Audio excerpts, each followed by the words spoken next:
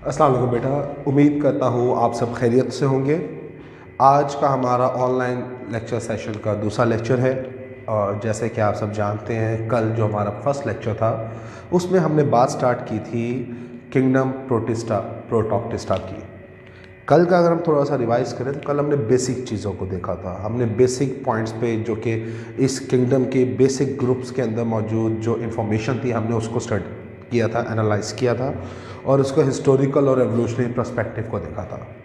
और लास्टली हमने बात की थी मेजर ग्रुप्स की जो कि इस किंगडम के अंदर मौजूद हैं। आप सब जानते हैं वो 3 मेजर ग्रुप्स हैं इस किंगडम में, जिसमें से एक हमारे पास है प्रोटोजोआस एनिमल लाइक प्रोटिस्ट, दूसरा है दी एल्जीज प्लांट लाइक प्रोटिस्ट और तीसरा है फंगस लाइक प्रोटिस्ट।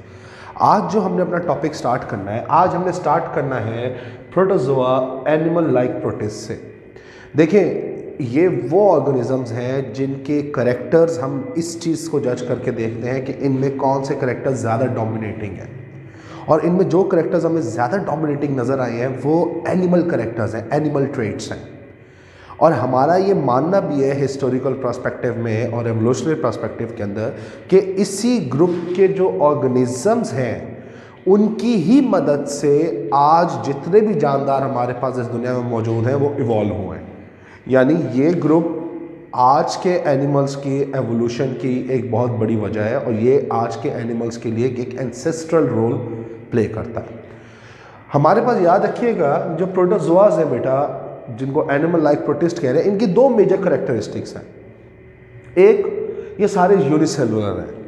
याद रखिएगा इसमें कोई भी आपको मल्टी सेलुलर ऑर्गेनिज्म नज़र नहीं आएगा। ये सारे क्या है, यूनिसेलुलर हैं। और ये सारे फूड किस तरह हासिल करते हैं, इंजेक्शन करते हैं bye the help of endocytosis. यानी ये सारे क्या है, हेट्रोट्रॉफ्स हैं। ये याद रखिएगा, ये हमारे पास सारे यूनिसेलुलर हैं यानी सिंगल सेल्ड ऑर्गेनिज्म है, यूकैरियोटिक हैं, और ये सारे हेट्रोट्रॉफ्स हैं यानी इंजेक्शन के ज़रिए अपनी खुराक को हासिल करते हैं। इस ग्रुप में हमारे पास जो नाम है, जो हमने इसको सब डिवाइड किया है, उनमें एमीबास आते हैं, ज़ूओफ्लैजिलेट्स आते हैं, फिर फॉर्म अमाइनिफेराज एंड एक्टिनोपॉड्स आते हैं, सिलिएट्स आते हैं और एपीकॉम्प्लेक्सन्स आती हैं। ये 5 हैं। आज हम बात स्टार्ट करते हैं सबसे पहले बेटा एमीबा से। देखिए स्ट्रक्चर नोट करें। एमीबा जो है ये एक ऐसा ऑर्गेनिज्म है जिसकी अपनी कोई एक डेफिनेट शेप या स्ट्रक्चर नहीं है। आप लोगों ने ये जहन में रखना है कि एमीबा की कोई एक डेफिनेट शेप नहीं है, क्योंकि इसका इंटरनल सारा साइटोप्लाज्मिक फ्लूइड है और ये इसी फ्लूइड की मदद से अपने आप को मूव करवा रहा है। तो इसीलिए इसकी हमेशा जो शेप होगी वो वेरी करेगी। अगर हम इसके करेक्टर्स की बात करें, हम कहते हैं कि दे आर फ्री लिविंग, कुछ इनमें से आज़ाद रहते हैं। कहाँ, फ्रेश वाटर में, मेराइन वाटर में और सॉइल में। लेकिन कुछ ऐसे हैं जो कि पैरासाइटिक मोड में रखते हैं और किन में नज़र आते हैं, हमें एनिमल्स में नज़र आते हैं। यानी जो ये फ्री लिविंग है ये अपनी खुराक जो है हासिल कर रहे हैं फूड फ्रॉम इन्वायरमेंट।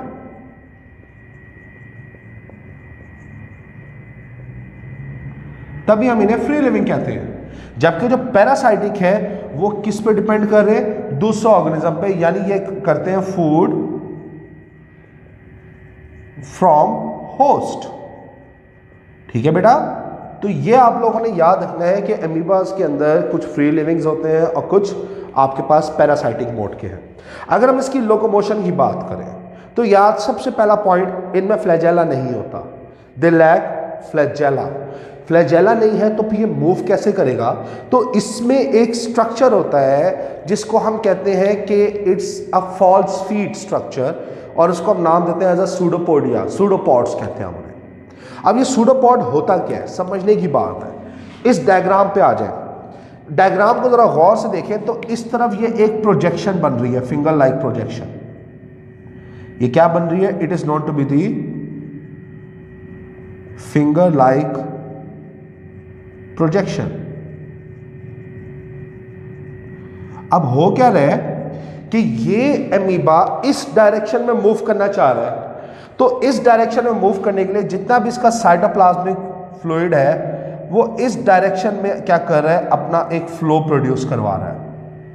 उस फ्लो में ये एक प्रोजेक्शन सी बन रही है। इस प्रोजेक्शन को हम सूडोपोडिया यानी फॉल्स फीट का नाम देते हैं। याद रखिए हमने यहाँ पे बोला है कि moves by the help of specialized cytoplasmic projection known as pseudopodia.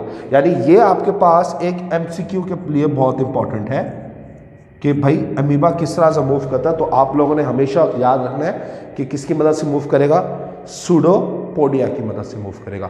अब जो फ्री है, फ्री लिविंग है, वो चाहे एक्वेटिक एनवायरनमेंट में है, मैरीन या फ्रेश वाटर दोनों में, या जो सॉइल में है, उनके बारे में याद रखना है। वो उसी इन्वायरमेंट से अपनी खुराक हासिल करेंगे। अब वो खुराक कुछ भी हो सकती है, वो कोई और दूसरे माइक्रोस्कोपिक ऑर्गेनिज्म भी हो सकते हैं, ठीक है। लेकिन जो हमारे पास दूसरा मोड है जिसको हम पैरासाइटिक एमीबास का नाम दे रहे हैं, इसमें आपके पास जो इंपॉर्टेंट नाम आता है वो आता है एंड एमीबा हिस्टोलिटिका। ये आपके पास एक ऐसा पैरासाइटिक अमीबा है जो कि वाइल यूजिंग डिग्रेडेड वाटर, यानी वो पानी जो खराब है, गदला है, गंदा है, अगर हम उस पानी को पी लेते हैं तो ये पैरासाइट हमारी बॉडी के अंदर आ सकता है और हमारी बॉडी में कहाँ आएगा, इंटेस्टाइन के अंदर आएगा और आकर कॉज कर देगा एमीबिक डाइजेंट्री, जिसको डाइजेंट्री को आप उर्दू जबान में जानते हैं पेचेस, यानी ब्लीडिंग स्टार्ट हो जाना। एक तो ब्लीडिंग पाइल्स की होती है, एक ब्लीडिंग होती है जो कि आपके इंटेस्टाइनल जख्मों की वजह से, इस एमीबा के इफेक्ट की वजह से हमारे स्टूल के साथ ब्लड पास हो रहा है, तो ये हमारे पास डिजेंट्री कहलाती है। तो ये जो एमीबाज हैं बेटा, इनके बारे में आप लोगों ने याद रखना है, ये पैरासाइटिक मोड रखते हैं और ये ह्यूमंस के पैरासाइट हैं। कहाँ, इंटेस्टाइनल पैरासाइट हैं, हमारी आंतों में आते हैं ये, यानी हमारे सारे डाइजेस्टिव ट्रैक से होते हुए हमारे इंटेस्टाइन में आएंगे और वहां पर आकर ये एमीबिक डाइजेंट्री कॉज करेंगे। क्लियर है यहां तक? चले अब आगे मूव करते हैं, स्ट्रक्चर को देख लें। तो अमीबा के पास आपको न्यूक्लियस नजर आएगा, सिंपल।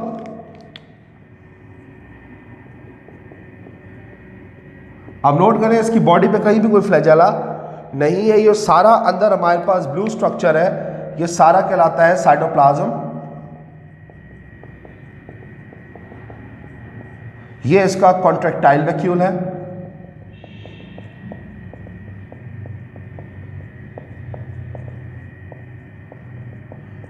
और ये हमारे पास जो है ये एक बेसिक स्ट्रक्चर है किसका, एमीबा का। आप नोट करें, आप लोगों की बुक्स के अंदर इसी एमीबा के फौरन नीचे एक येलो बॉक्स बना हुआ है और उस येलो बॉक्स की हेडिंग है द जाइंट एमीबा। वो जो जाइंट एमीबा है इसको हम नाम देते हैं पिलोमैक्सिया प्लोस्ट्रेस। जो पिलोमैक्सिया प्लोस्ट्रेस है ये जाइंट एमीबा क्यों है, क्योंकि ये बहुत साइज में बड़ा होता है और इसमें मल्टीपल न्यूक्लियाइज होते हैं। और कोई ऑर्गेनली आपको वाज़े तौर पर नजर नहीं आएगी, लेकिन इसमें मल्टीपल न्यूक्लियाइज आपको नजर आएंगे। अब ये मिलते कहाँ हैं हमें, तो हमने यहां पे मेंशन किया है, they are found in the mud at the bottom of fresh ponds. ये जो हमारे पास पॉन्ड्स वगैरह है फ्रेश वाटर के जो हम बना लेते हैं, इनकी जो नीचे मड का रीजन होता है, यानी जहां पे जमीन है और जमीन पे जो गाद सी बनी हुई है, कीचड़ सी बनी हुई है, उस कीचड़ के अंदर आपको ये जाइंट अमीबास नजर आते हैं। ये जाइंट अमीबा सबसे ज्यादा प्रिमिटिव है ऑल यूकैरियोट्स, यानी बहुत पुराने हैं और इनके अंदर मल्टीपल मेम्ब्रेन बाउंडेड न्यूक्लियाइज आपको नजर आएंगे। लेकिन एक चीज याद रखिएगा, इसमें आपको सिर्फ मल्टीपल मेम्ब्रेन बाउंडेड न्यूक्लियाइज नजर आएंगे, आपको उसके अलावा कोई और मल्टीपल मेम्ब्रेन बाउंडेड आप कह लें कि ऑर्गेनली नजर नहीं आएगी। इसी के साथ आप लोगों ने याद रखना है कि ये अपनी एनर्जी हासिल करते हैं किससे, मिथियोजेनिक बैक्टीरिया से। अब आपसे कोई सवाल करे कि बेटा ये मिथियोजेनिक बैक्टीरिया इनमें आया कैसे, तो आपका जवाब होगा कि सर ये मिथियोजेनिक बैक्टीरिया इन्हीं के अंदर रहता है और ये बैक्टीरिया जो है इसकी मदद से ये खुराक को हासिल कर रहे हैं, यानी ये भी एक सिम्बायोटिक रिलेशन है। तो याद रखिएगा आपके पास जो ये जाइंट अमीबाज है, पॉइंट नंबर 1, ये कहाँ मिलेंगे आपको, ये मड में नजर आएगा at the bottom of the fresh ponds. ये प्रिमिटिव है ऑफ ऑल यूकैरियोट्स, ये मल्टीपल मेम्ब्रेन बाउंडेड न्यूक्लियाइज रखते हैं, but no membrane bounded organelle इनके अंदर नजर नहीं आती। ये ऑब्टेन करते हैं energy from the methanogenic bacteria जो इनके अंदर ही है। और याद रखिएगा इनका एक जो बहुत बड़ा फंक्शन है वो ये कि ये डिके करवाने में, ऑर्गेनिक मैटर्स को डिग्रेड करवाने में भी बहुत मदद देते हैं। तो ये जो आपके पास जाइंट अमीबा है, इसको भी नोट कर ले बेटा, ये आपके पास एक इंपॉर्टेंट शॉर्ट क्वेश्चन है। क्लियर है? तो ये हमारे पास है बेटा अमीबा से। सेकंड जो हमारे पास इस ग्रुप के अंदर आ रहा है दैट इज ज़ूओफ्लैजिलेट्स। देखिए ज़ूओफ्लैजिलेट, ज़ू का मतलब है एनिमल्स, फ्लैजिलेट्स का मतलब है फ्लैजेला कैरिंग, यानी फ्लैजेला कैरिंग लाइक एनिमल्स, ऐसे प्रोटिस्ट जिनमें एनिमल कैरेक्टर्स हैं और वो फ्लैजेला को भी कैरी कर रहे हैं, क्योंकि फ्लैजेला बेसिकली है ही एनिमल कैरेक्टर। तो याद रखिएगा जो ज़ूओफ्लैजिलेट्स हैं वो आपको 3 फॉर्म्स में नजर आ सकती हैं, या वो आपको फ्री लिविंग नजर आएंगी, या वो आपको सिम्बायोंट फॉर्म में नजर आएगी, या वो आपको पैरासाइटिक मोड में नजर आएगी। अब फ्री लिविंग से क्या मुराद है? देखिए फ्री लिविंग में जैसे मैंने पीछे बताया अमीबा में, यानी आजाद रहने वाले। हाँ, कुछ ऐसे हैं आजाद रहते हुए भी कॉलोनी बना सकते हैं, कॉलोनी बना लेते हैं आपस में, लेकिन अपनी खुराक को वो एनवायरनमेंट से हासिल करते हैं। जो सिम्बायोंट है, सिम्बायोंट का वर्ड आया है सिम्बायोसिस से, इसका मतलब है म्यूचुअलिज्म, म्यूचुअल शेयरिंग, यानी कुछ ऐसे भी हमारे पास ज़ूओफ्लैजिलेट्स हैं जो दूसरे जानदारों के साथ मिलकर एक रिलेशन बना लेते हैं सिम्बायोसिस का, म्यूचुअलिज्म का, और इस म्यूचुअलिज्म के रिलेशन में दोनों का फायदा होता है, नुकसान किसी का भी नहीं होता। तो इसी में हमारे पास जो दूसरी कैटेगरी है ज़ूओफ्लैजिलेट्स की वो सिम्बायोंट्स है, और तीसरी कैटेगरी है पैरासाइटिक मोड। देखिए पैरासाइटिक मोड में आपने याद रखना है उसमें पैरासाइट और होस्ट का रिलेशन है, और जब पैरासाइट और होस्ट का रिलेशन होगा तो पैरासाइट का फायदा है, होस्ट का नुकसान है। तो इसीलिए हम इसको एक सेपरेट एंटिटी के तौर पर पढ़ते हैं कि parasitic mode is different, symbiont mode is different and free living mode is different. अगर हम इनकी बेसिक कैरेक्टर्स को देखें तो जितने भी ज़ूओफ्लैजिलेट्स हैं वो सारे यूनिसेलुलर हैं और कुछ कॉलोनियल फॉर्मेशन में चले जाते हैं। इनकी शेप्स आप देखेंगे तो या तो ये स्फेरिकल नजर आएंगे या इलोंगेटेड बॉडी के साथ होंगे। इनमें आपको सिर्फ एक न्यूक्लियस नजर आएगा, वो भी सेंट्रल, जैसे एनिमल सेल के सेंटर में न्यूक्लियस होता है, बिल्कुल बेटा वैसे ही यहां पर भी इनके पास सिंगल सेंट्रल न्यूक्लियाई प्रेजेंट होगा, और इन सारों के पास क्या है, फ्लैजेलास मौजूद होंगे। अब देखिए फ्लैजेला क्या है। फ्लैजेला हम जानते हैं, flagella is a hair like structure, the thread like structure, जो कि प्रोपेल करता है, वाइपिंग करता है, और उस वाइप की वजह से क्या होता है कि ऑर्गेनिज्म मूव करता है। तो ये याद रखिएगा कि जो फ्लैजेला है बेटा वो इनको लोकोमोशन में मदद करेगा हमेशा। किसमें मदद करेगा? लोकोमोशन में। अब इस ग्रुप में जितने भी जानदार हैं उनमें एक चीज का डिफरेंस ये आ जाता है कि कुछ के पास एक फ्लैजेला है और कुछ के पास हंड्रेड्स ऑफ फ्लैजेलास मौजूद है। आगे हम चलेंगे तो देखते हैं कि कौन कौन से ऑर्गेनिज्म है जिनमें डिफरेंट नंबर्स ऑफ फ्लैजेलास मौजूद है।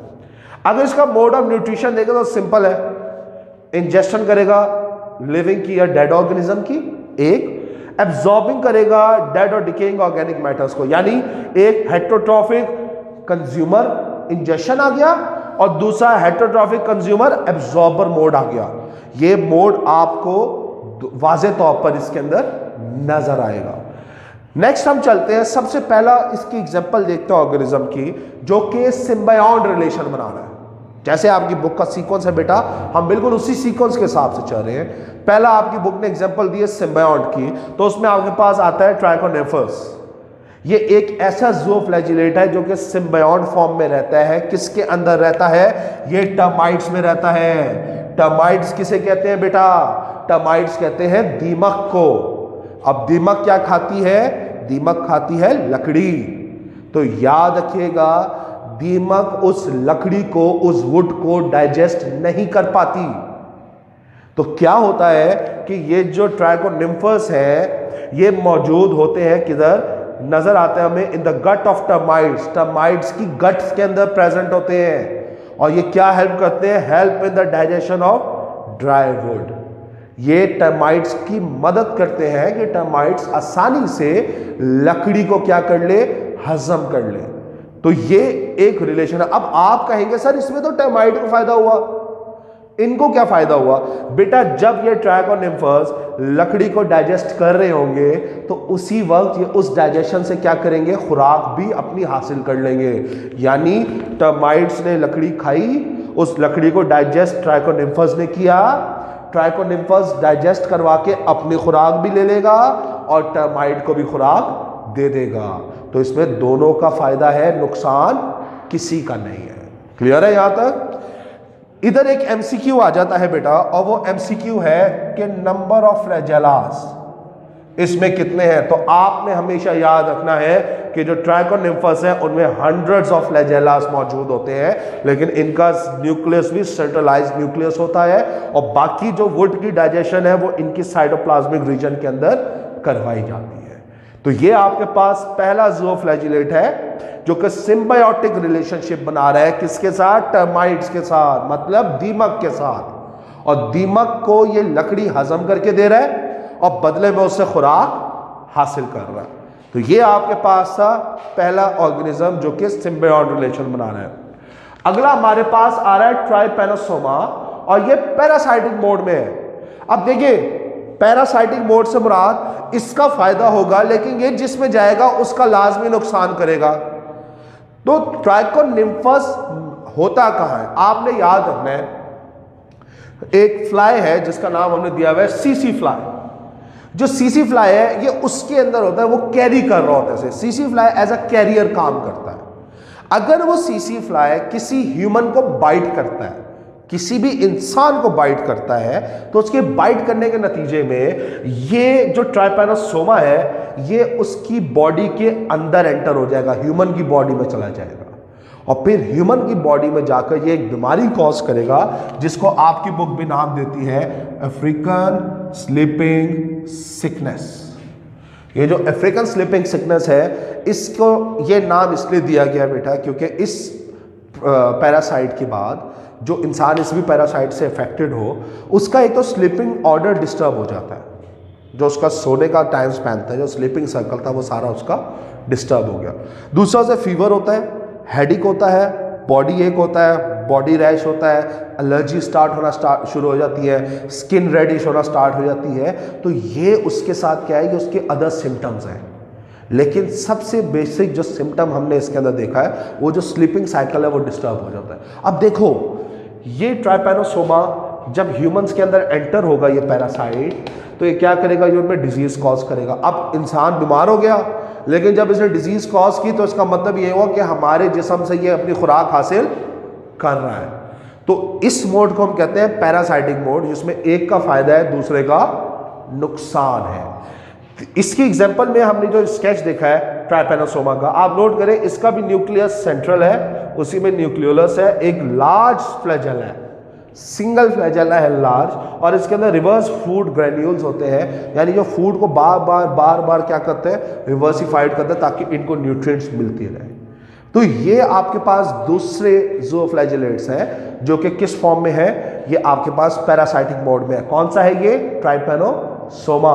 पहला कौन सा था, ट्राइकोनिम्फस, ये सिम्बायोटिक मोड था। ये कौन सा है, ट्राइपेनोसोमा, ये आपके पास पैरासाइटिक मोड है। और तीसरा बेटा आपके पास इसमें आ रहा है कॉनोफ्लैजिलेट्स, ये फ्री लिविंग है। अब कॉनोफ्लैजिलेट्स के अंदर आपने एक चीज याद रखनी है, ये बड़ा इंटरेस्टिंग है पॉइंट, वो ये कि बेटा इनके पास फ्लैजेला है, they do have flagellas, but they are sessile, they are attached by the stalk and they are sessile।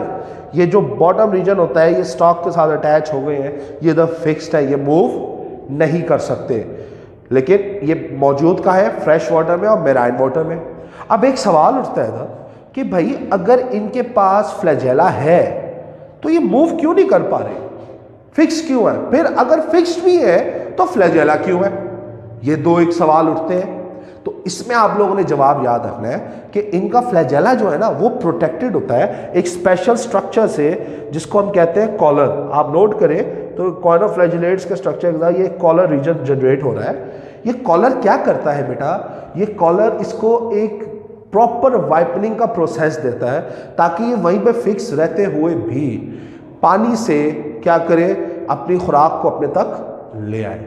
इसीलिए हम इसको फ्री लिविंग कहते हैं। तो याद रखिएगा ये थर्ड एग्जांपल थी कॉर्नोफ्लैजिलेट्स किसकी, ज़ूओफ्लैजिलेट्स की। ये हमारे पास दो हमने मेजर टाइप्स देखी है प्रोटोजोआस की, जिसमें हमारे पास एक अमीबा है और दूसरा ज़ूओफ्लैजिलेट्स है।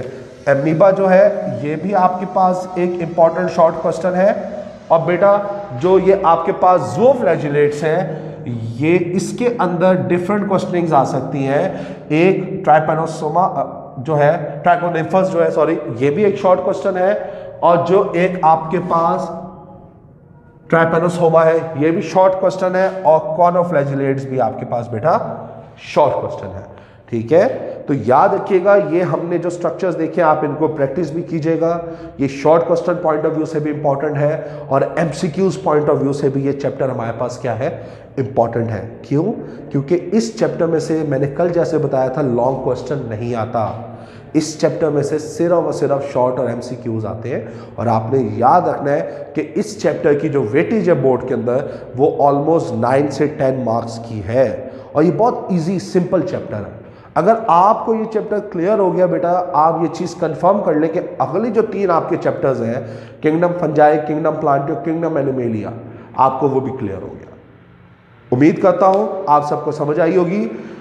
फीडबैक वगैरह के लिए और मज़ीद क्वेश्चनिंग के लिए आप मुझसे व्हाट्सएप पे भी रब्ता कर सकते हैं।